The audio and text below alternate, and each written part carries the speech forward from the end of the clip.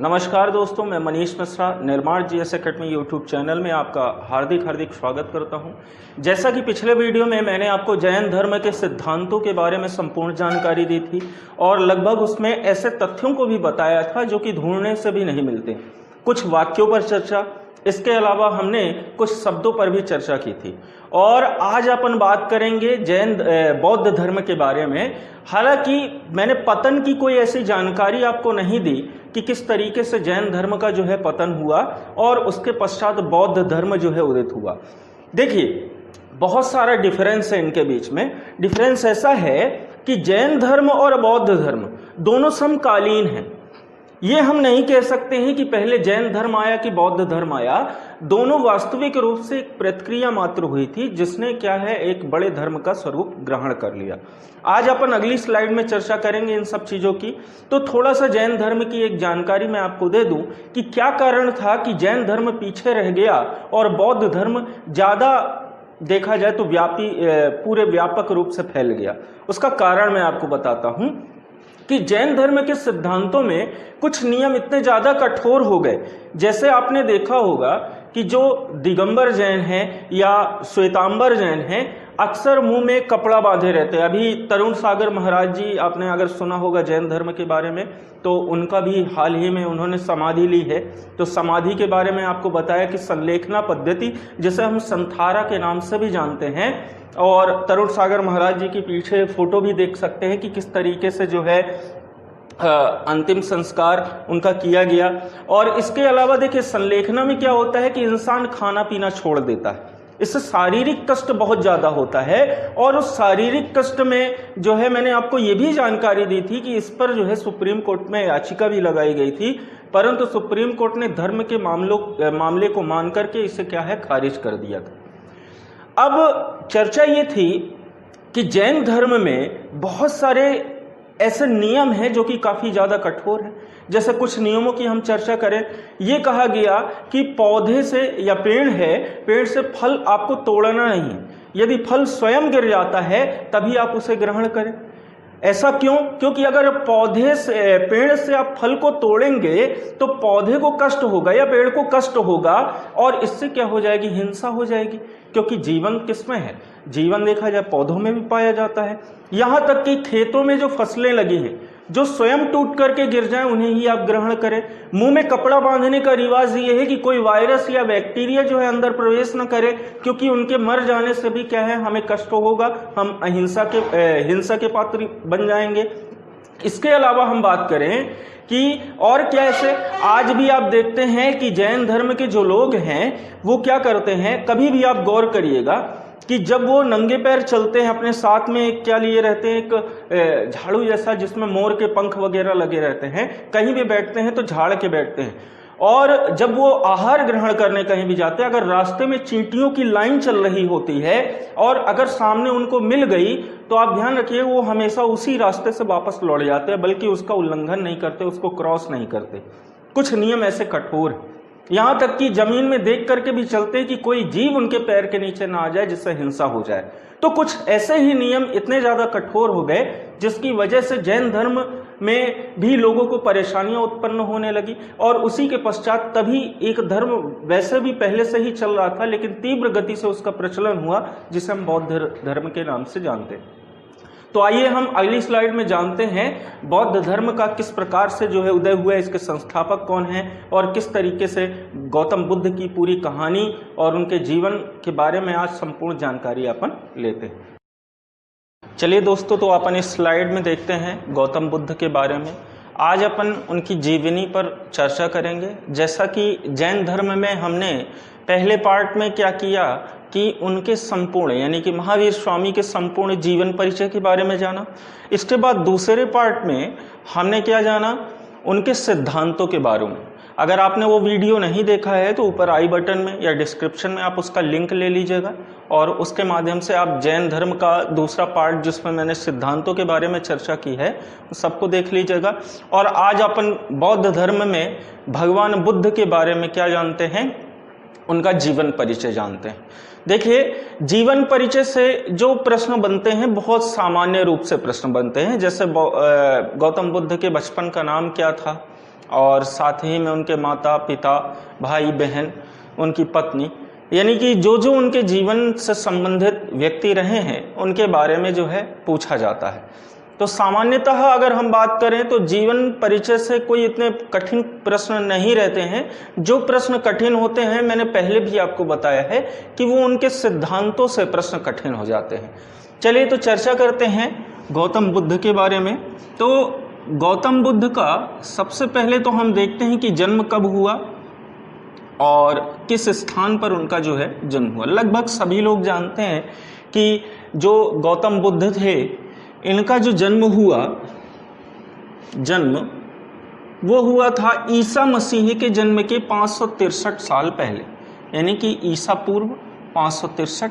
और स्थान क्या था? स्थान आपको पता है कि कपिलवस्तु में इनका क्या होता है? जन्म होता है। कपिलवस्तु कहाँ पड़ता है? तो ये पड़ता है दोस्तों नेपाल में, ठीक है। नेपाल हमारा पड़ोसी देश, और हिमालय की तराई में ये गांव बसा हुआ है कपिलवस्तु। हिमालय की तराई, और उस गांव का नाम क्या है? लुम्बिनी। लुम्बिनी गांव में जो है इनका जन्म हुआ था। कब हुआ था? ईसा मसीह के जन्म के 563 साल पहले। अब देखिए, गौतम बुद्ध के जन्म के समय की कुछ परिस्थितियां ऐसी रही हैं, यानी कि कुछ घटनाएं ऐसी हुई जिसके बारे में काफ़ी आश्चर्य है, अद्भुत है। अद्भुत कैसे है, अपन आज उसी के बारे में चर्चा करेंगे। तो सबसे पहले तो मैंने जन्म आपको बता दिया। अब देखिए कि जब इनका जन्म हुआ तो जिस प्रकार से, चूंकि हम वैदिक सभ्यता के लोग थे, ये भी थे, और जन्म के पश्चात जब बरहू संस्कार हुआ तो बरहू संस्कार में कई ब्राह्मण आए, नामकरण संस्कार हुआ, बरहू संस्कार हुआ, उसमें इनका नाम जो है रखा गया। तो इनका जो नाम था वो क्या था दोस्तों? तो जिसे हम कह सकते हैं बचपन का नाम। तो बचपन का नाम क्या था? सभी लोग जानते हैं लगभग, सिद्धार्थ, ठीक है। जैन धर्म में बताते समय मैंने आपको कहा था कि कंफ्यूज बिल्कुल ना होइएगा कि महावीर स्वामी के पिता का नाम सिद्धार्थ था, जबकि गौतम बुद्ध के बचपन का नाम क्या रहा है? सिद्धार्थ रहा। इनके बचपन का नाम सिद्धार्थ था, नामकरण हुआ। नामकरण के समय में ही एक ब्राह्मण आए हुए थे जिनका नाम था कौडिल्य। ध्यान रखिएगा, एक तो कौंडिन्य थे और एक कौन थे? कौडिल्य थे, ठीक है ना। अच्छा, दो तीन नाम और हैं, मैं आपको बता देता हूं। उस नाम में आप संभवतः आगे कंफ्यूज ना हो। एक मैंने कौंडिन्य नाम बताया, एक नाम आपने पढ़ा होगा, सुना होगा कौटिल्य, एक नाम आपने सुना होगा कौंडिन्य। दरअसल तीनों अलग अलग नाम। कौंडिन्य अलग थे। कौटिल्य चंद्रगुप्त मौर्य के जो प्रधानमंत्री थे, जिन्हें हम चाणक्य कहते हैं, वो थे कौटिल्य। तो अभी इसको आप भूल जाएं। कौंडिन्य भी जो है इन्हीं गौतम बुद्ध से संबंधित थे, इनकी भी चर्चा होगी। बस अंतर क्या है? आधा ला आधा ना, ठीक है। और यहां पे अंतर क्या है इनका? टा टमाटर डा डमरू, ठीक है। तो इसमें कंफ्यूज आपको नहीं होना है, सर डस्टर नहीं। चल ठीक है। तो कौंडिन्य जो ब्राह्मण आए थे इनके बरहू संस्कार में, इन्होंने एक घोषणा की कि यह बालक जो है, चूंकि कुंडली बनाई, कुंडली देखा है इनकी, ग्रहों को देख करके ये कहा कि यह बालक या तो बहुत बड़ा चक्रवर्ती सम्राट होगा या तो फिर ये बहुत बड़ा सन्यासी होगा, ठीक है। जैसा कि आप जानते हैं कि गौतम बुद्ध को एशिया का ज्योतिपुंज, लाइट ऑफ एशिया के नाम से भी जाना जाता है। और ऐसा इसलिए क्योंकि जो बौद्ध धर्म है वो हुआ तो हमारे भारत में, यानी कि देखा जाए तो गौतम बुद्ध ने जो सर्वाधिक प्रचार किया वो हमारे भारत देश में किया। और ये कह सकते हैं कि भारत देश से बौद्ध धर्म की उत्पत्ति हुई, लेकिन यह एक ऐसा धर्म रहा जो कि संपूर्ण विश्व में क्या हो गया? फैल गया। कुछ कारणों की वजह से कनिष्क के समय में यह हुआ था, कि बौद्ध धर्म का विभाजन दो भागों में हो गया, हीनयान और महायान। और यही कारण था कि बौद्ध धर्म विश्व का प्रथम धर्म नहीं बन पाया या विश्व का सबसे बड़ा धर्म नहीं बन पाया। कुछ परिस्थितियां, कुछ कंडीशंस ऐसी रहीं।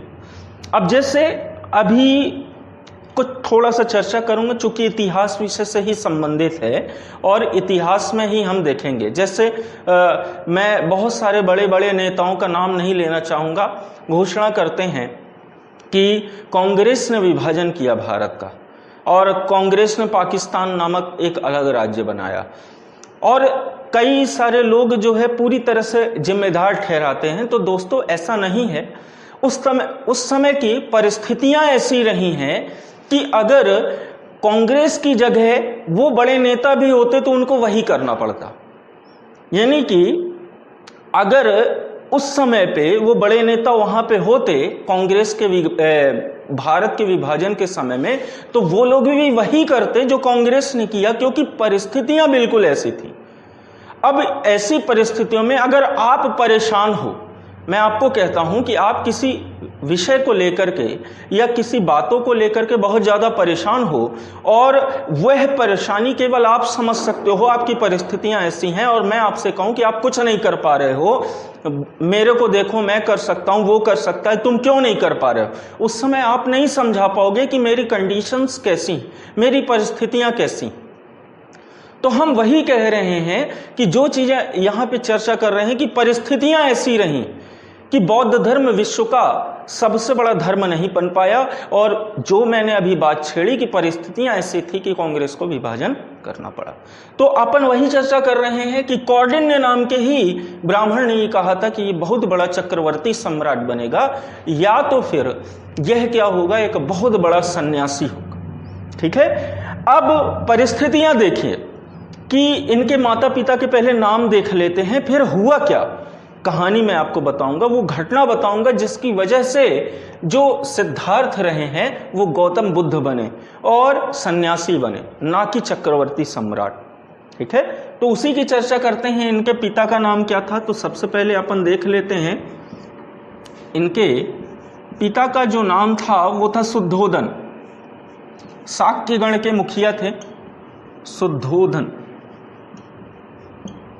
ठीक है, मार्कर चेंज कर लूं, शुद्धोधन थे। और साथ ही इनकी माता का जो नाम था, माता का नाम, अच्छा माता के नाम में कई ज़्यादा कंफ्यूजन हो जाता है। इनकी माता का नाम महामाया भी था, कई जगह पे माया देवी भी मिलता है, और कई जगह पे मायावती भी मिलता है, मायावती। बिल्कुल भी ना समझिएगा, कई लोग जो है निश्चित रूप से ये चीज़ समझ रहे होंगे कि ये किसी एक बड़े दिग्गज नेता के नाम से प्रसिद्ध हैं, तो आप जानते होंगे। तो ये 3 नाम मिलते हैं। देखिए, जब इनका जन्म हुआ और जन्म के 7वें दिन पश्चात, 7वें दिन पे क्या हो जाती है, इनकी मृत्यु हो जाती, यानी कि महामाया की क्या हो गई, मृत्यु हो गई। इनकी माता की मृत्यु हो गई। इनकी जो धाय माँ थी, धाय माँ कह सकते हैं या फिर आप कह सकते हैं कि मौसी, जिनका नाम क्या था, गौतमी प्रजापति। गौतमी प्रजापति, इनका सरनेम नहीं था प्रजापति, याद रखिएगा, नाम था इनका गौतमी प्रजापति। और इन्हीं ने ही सिद्धार्थ का बचपन से लेके जब तक उन्होंने गृहत्याग नहीं कर दिया तब तक इनका लालन पोषण किया। और साथ ही साथ ये कह सकते हैं कि इन्हीं गौतमी प्रजापति की वजह से गौतम बुद्ध ने अपना नाम क्या रखा था, सिद्धार्थ से जब उन्होंने संबोधि को प्राप्त किया, ज्ञान को प्राप्त किया, तभी से उनका नाम गौतम बुद्ध रखा। यानी कि अपनी धायमा या मौसी के कारण ही उन्होंने अपना नाम चेंज किया था। अच्छा, मैंने एक शब्द यहाँ पे प्रयोग किया, उस शब्द को समझिएगा। मैं बताना भी चाहूँगा कि इसे मैं मिटा देता हूँ, अच्छा नीचे लिख देता हूँ कि मैंने एक नाम शब्द का प्रयोग किया, संबोधि। दोस्तों, संबोधि को बौद्ध धर्म में कहते हैं ज्ञान। जैन धर्म में ये बताना मैं आपको भूल गया था कि जैन धर्म में ज्ञान को कहा जाता है कैवल्य। ठीक है, तो ये थोड़ा सा डिफरेंस है। जैन धर्म में कैवल्य ज्ञान कहलाता था, जबकि बौद्ध धर्म में संबोधि को क्या कहते थे? ज्ञान कहते थे। ठीक है। और गौतम बुद्ध ने संबोधि प्राप्त की थी 35 वर्ष की अवस्था में, और उन्होंने जो तपस्या की थी वो 42 दिन की तपस्या रही। किताबों में 6 वर्ष मिल जाता है, तो दरअसल घर से निकलने के 6 वर्ष पश्चात उन्हें ज्ञान की प्राप्ति हुई थी, जबकि महावीर स्वामी को 12 वर्ष पश्चात हुई थी, और इन्हें कब हुई थी? यानी कि घर से निकलने के 6 वर्ष पश्चात 42 दिन की घोर तपस्या इन्होंने की थी। और यही हम बात करते हैं कि जब 42 दिन की घोर तपस्या की, उस समय इनकी उम्र जो है 35 वर्ष की रही। ठीक है। तो ये थोड़ा सा हमने चर्चा की। अब हम बात करते हैं इनकी मौसी के बारे में। देख लिया, इनके सौतेले भाई यानी इनके जो मौसी के लड़के थे उनका क्या नाम रहा है, जो कि इनके साथ कई बार इसने छल भी किया था, लेकिन फिर भी गौतम बुद्ध तो गौतम बुद्ध ही थे, उन्होंने कभी इस चीज का बुरा नहीं माना। बाद में जब इनके सौतेले भाई को समझ आ गई, किस समय? जब मृत्यु शैया पे वो पड़ा था, तो इनके सौतेले भाई का नाम आपको याद रखना है, उसका नाम था देवदत्त। देवदत्त के पश्चात एक इनके बुआ के लड़के कई लोग कहते हैं, या कई लोग चाचा के लड़के कहते हैं, जिनका नाम था आनंद। ठीक है। इनकी पत्नी का नाम क्या था? यशोधरा। यशोधरा ये कौन थी? इनकी पत्नी थी। जबकि इनके पुत्र का नाम क्या था? राहुल। ये अभी मैं नाम लिख रहा हूं, एक एक करके अभी बताऊंगा आपको इसके बारे में। इसके अलावा अपन क्या देख रहे हैं कि इनके घोड़े का नाम भी इंपॉर्टेंट है। घोड़े का नाम वो था कंथक, जबकि सारथी का नाम क्या था इनके? कई जगह पे दोस्तों चाण मिलता है, कई जगह पे चन्ना मिलता है, और कई जगह पे चरणा मिलता है। ये तीनों नाम आपको याद रखें। ठीक है। क्योंकि तीनों नाम में कोई भी नाम आ जाए तो आप कभी कंफ्यूज नहीं हो। किनारे थोड़ा सा हट जाता हूं, आप देख सकते हैं। देवदत्त जो कि उनके सौतेले भाई थे, आनंद उनके बुआ के लड़के या फिर चाचा के लड़के कह सकते हैं, यशोधरा उनकी पत्नी थी, राहुल कौन था? इनका पुत्र था। यहां पे लिख देता हूं, पुत्र। घोड़े का नाम क्या था? कंथक। जबकि सारथी का नाम, यहाँ सारणी लिख दिया है, सारथी का नाम क्या था? चाण, चन्ना या चरणा। ऐसा 3 नाम इनके मिलते हैं। अब दोस्तों हुआ ये कि मैंने पहले ही आपको बताया कि जब कौंडिन्य ने ये बात की घोषणा कर दी कि गौतम बुद्ध जो है बहुत बड़े चक्रवर्ती सम्राट या फिर सन्यासी बनेंगे, तो इनके पिता शुद्धोधन ने क्या किया कि सभी महामंत्रियों की बैठक लगाई, और बैठक लगाने के पश्चात उन्होंने कहा कि कोई इंसान सन्यासी कब बनता है? चक्रवर्ती सम्राट तो बना, समझ में आता है, लेकिन सन्यासी बनने का कारण क्या है? महामंत्रियों ने समझाया, और जो उनके प्रधानमंत्री थे, जो सलाह देने का कार्य करते थे, उनके पुरोहित थे, उन्होंने कहा कि महाराज, अगर कोई सन्यासी बनता है तो उसका एक ही कारण हो सकता है, उसे जब दुख हो, जब वो परेशानी में हो, तकलीफ में हो, या हम मुख्य रूप से कहें जब किसी व्यक्ति को दुख होता है, तभी वह क्या बनता है? सन्यासी बनता है। बस शुद्धोधन के मन में एक बात बैठ गई, दुख। और दुख को लेकर के ही उन्होंने क्या किया कि सिद्धार्थ के जीवन से समस्त प्रकार के दुखों को हटाने का क्या किया? कार्य किया। जैसा कि आप जानते हैं, अति सर्वत्र वर्जयेत। किसी भी चीज की अति जो है बहुत ज्यादा खतरनाक होती है। मैं तर्कों के आधार पर ये कह सकता हूं, और इतिहासकार भी कहते हैं कि यदि सिद्धार्थ के जीवन में सब कुछ सामान्य रूप से चलता रहता तो सिद्धार्थ कभी भी सन्यास को धारण नहीं करते। उनके पिता की गलतियों के कारण, शुद्धोधन की गलतियों के कारण, दुख जैसे शब्द को मिटाने के लिए, दुख जैसे कारण को उनके जीवन से मिटाने के लिए ही उन्होंने इतना अति कर दी कि आखिरकार सिद्धार्थ ने क्या किया? सन्यास को धारण किया। कैसे? अपन उसकी चर्चा कर लेते हैं। ठीक है, इसको अभी मैं मिटा रहा हूं क्योंकि कुछ चीज़ें मुझे लिखनी पड़ेंगी, तो वो आप समझिएगा। देखिए, जैसे ही सिद्धार्थ जब बड़े हुए तो शुद्धोधन ने एक ऐसी व्यवस्था कर दी कि सिद्धार्थ को किसी प्रकार का दुख नहीं होना चाहिए। कहा जाता है कि सिद्धार्थ जब तक कपिलवस्तु की सैर के लिए नहीं निकले थे, तब तक सिद्धार्थ ने अपने जीवन में एक रोते हुए इंसान तक को नहीं देखा था, एक मुरझाए हुए फूल तक को नहीं देखा था। ऐसी व्यवस्था शुद्धोधन ने की थी। यानी कि एक पूरा राजशाही जिसे कहते हैं, जिस तरीके से वास्तविक राजकुमार रहता, उससे भी कहीं बढ़कर के शुद्धोधन ने ऐसी व्यवस्था अपने पुत्र के लिए की थी। सबसे पहले तो शुद्धोधन ने नगर में एक घोषणा करवा दी सिपाहियों और राजदूतों के माध्यम से कि नगर में जितने भी बुजुर्ग हैं उनको क्या किया गया, दंडित करके नगर से दूर कर दिया गया। क्योंकि सबसे पहले तो शुद्धोधन ने सोचा कि जब तक बुजुर्गों को देख करके कहीं सिद्धार्थ दुखी ना हो जाएं और संन्यास को धारण कर लें, तो बुजुर्गों के लिए अलग से जो है व्यवस्था कर दी और उनको काफी ज्यादा कष्ट भी दिया। इसके अलावा उन्होंने अलग से सिद्धार्थ के लिए महल बनवा दिया और वहीं पे रहने। जैसे ही सिद्धार्थ उठते थे अपने बिस्तर से, उनके पैर जमीन में न पड़ के उनके जो है देखा जाए तो आप चप्पल कह सकते हो उस समय पे, और बहुत बड़े ही मुलायम चप्पल उन पर पड़ती थी। हर एक व्यक्ति उनकी हर सुख सुविधा के लिए खड़ा रहता था, तत्पर रहता था। यहाँ तक कि सिद्धार्थ के सोने से यानी जगने से पहले आप कह सकते हैं कि बगीचे के मुरझाए फूल तक को हटा दिया जाता था कि सिद्धार्थ कहीं मुरझाए हुए फूल को देख करके क्या है दुखी ना हो जाएं और संन्यास को धारण कर लें। धीरे धीरे बड़े हुए सिद्धार्थ और वहीं पर जो है उन्होंने एडमिशन लिया, यानी कि विश्वविद्यालय में पढ़ाई की पास में ही। और विश्वविद्यालय में पढ़ाई करने के समय उनको एक स्त्री से प्रेम हो गया जिसका नाम था यशोधरा। अभी मैंने नाम लिखा था, उनकी पत्नी थी।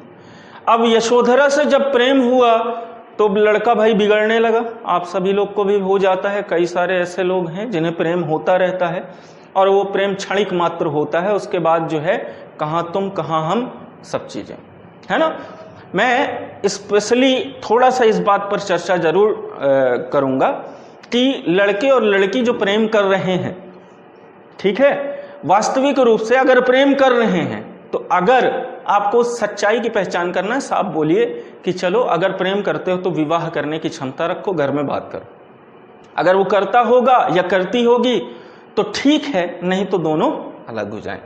बुरा नहीं मानेंगे, लेकिन जो रियलिटी है वही बता रहा हूं। तो प्रेम हुआ यशोधरा से। अब जैसे ही सिद्धार्थ घर आते हैं, अपनी व्यथा जो है, व्यथा नहीं कह सकते इसे, अपनी बात रखते हैं घर में अपने पिता से कि मुझे एक स्त्री से प्रेम हो गया है। अब इतना बड़ा चक्रवर्ती सम्राट संपूर्ण भारत की सुंदर कन्याओं को छोड़ के यशोधरा जैसी स्त्री से प्रेम किया, तो आप सोच सकते हैं कि सिद्धार्थ खुद इतने सुंदर थे और यशोधरा कितनी सुंदर ना रही होगी।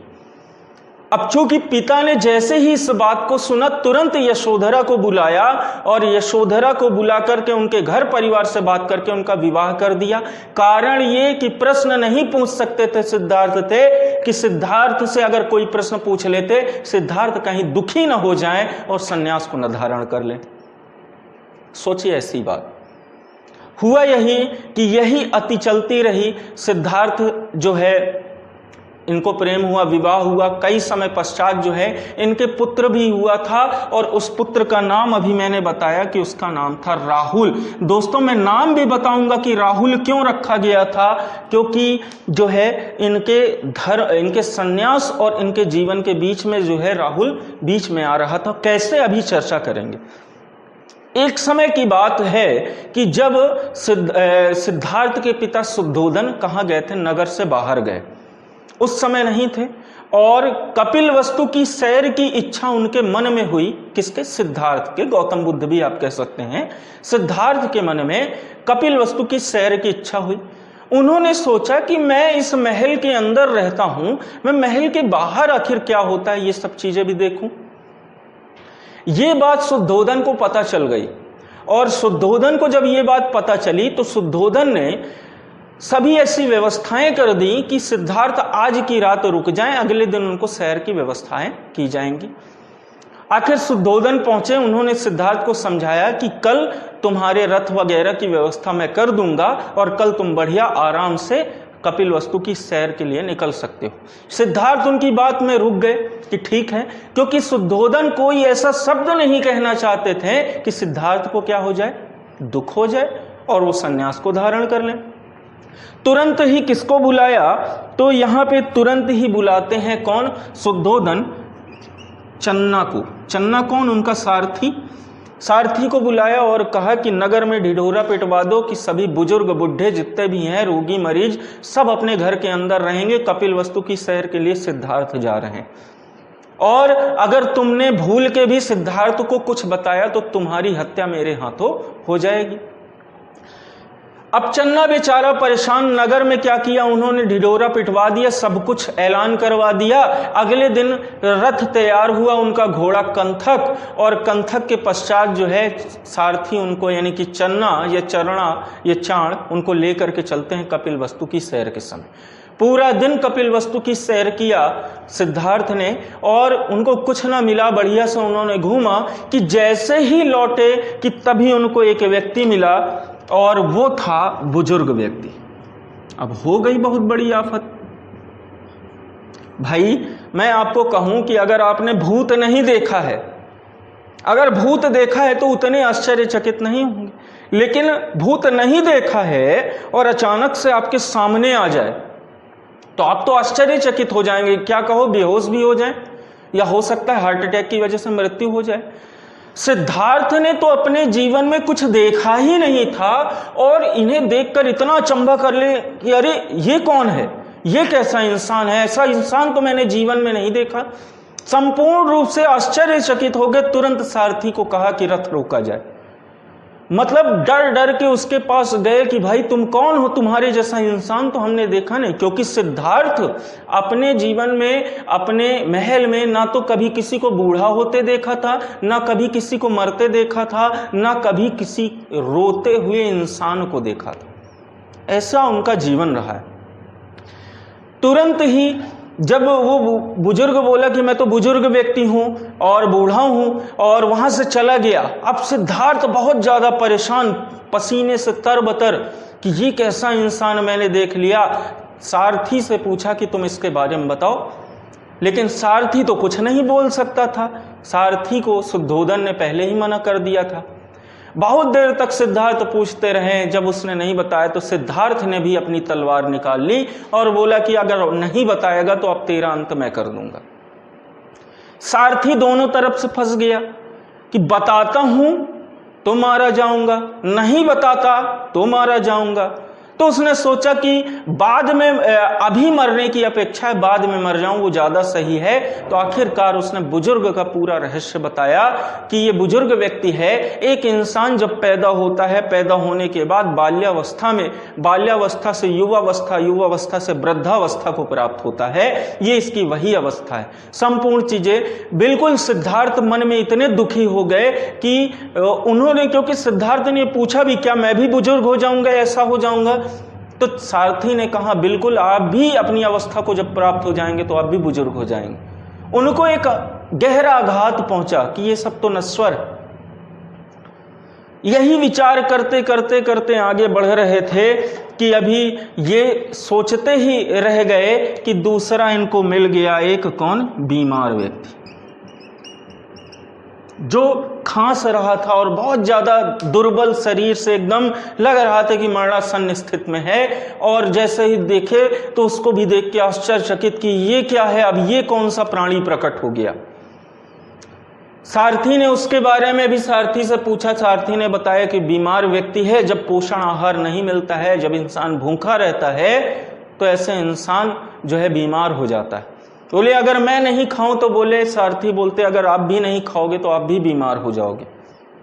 एक और गहरा आघात उनको जो है हुआ कि बताओ जीवन ऐसा। ठीक इसी समय आगे बढ़ ही रहे थे, दोनों के बारे में विचार कर रहे थे कि तभी एक मिलता है इनको मृत शरीर। एक डेड बॉडी लोग लेकर के जा रहे थे कि बहुत ज़्यादा परेशान, देखे कि अब ये क्या आफत हो गई, ये कौन सा इंसान है।